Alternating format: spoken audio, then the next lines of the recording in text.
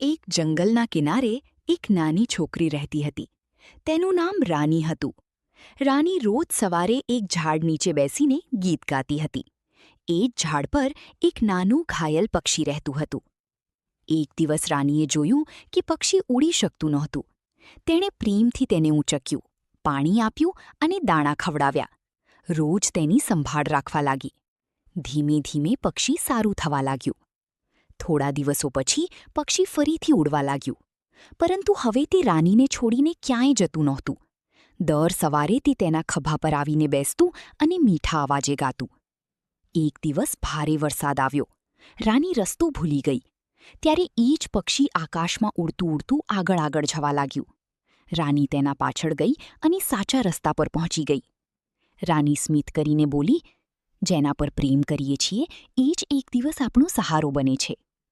શીખ: દયા અને પ્રેમ ક્યારેય વ્યર્થ જતા નથી.